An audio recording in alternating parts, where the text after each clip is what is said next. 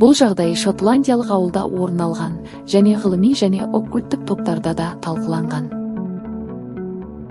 Өлімнен кейін қайтып оралған рухтың оқиғасы. Бұл ғасырдың басында Шотландияда болған оқиға. Бас кейіпкер Мэри Кларксон есімді жас қыз еді. Мэри 24 жасында қайғылы жағдайда қайтыс болған. Ол кедей отбасынан шыққан және анасымен бірге кішкентай ауылда өмір сүрген.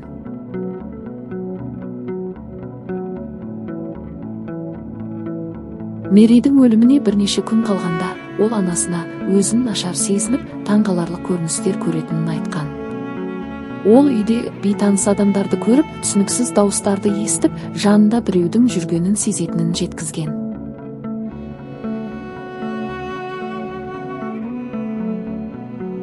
Мэри қайтыс болғаннан кейін, оның анасы, миссис Кларксон ауыр күйзеліске түскен.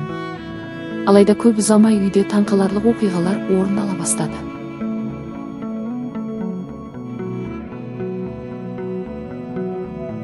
Анасы жиі үйде белгісіз біреудің жүргенін сезетін, бірақ ешкімді көрмейтін. Үйдегі заттар өздігінен қозғалып, есіктер еш себепсіз ашылып жабылатын. Миссис Кларксон тіпті бірнеше рет дәлізде терезенің жанында тұрған қызын көрген. Алайда ең таңқаларлық оқиға көршілердің Мэридің рухын көргені болды. Бір күні кешке миссис Кларксонның көршісі мисс Хэмилтон қонаққа келгенде, олар қонақ бөлмеде отырып әңгімелесіп жатқан. Кенеттен мисс Хэмилтон бозарып, бөлменің бұрышына қарап қалыпты. Сол жерде қараңғыда Мэри тұрған, бірақ оның бейнесі жартылай мөлдір және жұмсақ жарықпен жарқырап тұрған. Миссис Кларксон бұл көріністен шошымады, өйткені бұл оның қызы қоштасуға келгеніне сенімді болды.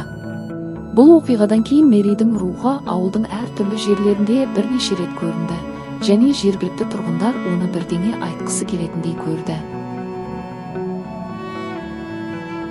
Бірақ ешкім оны ести алмады.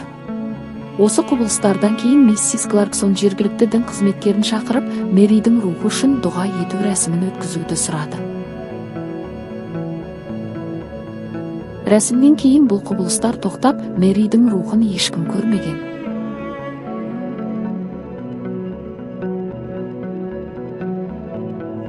Дегенмен жергілікті тұрғындар әлі күнге дейін бұл оқиғаны адам рухының бұл дүниеде қалып қою мүмкіндігін көрсететін мысал ретінде айтып жүреді.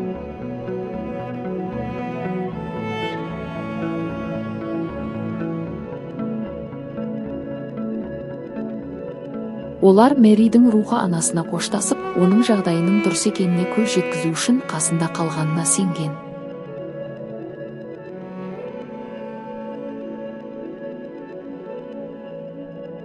Достар, болған оқиға ұнаса лайк басып тіркелейік, қазақша ютубты бірлесіп дамытайық.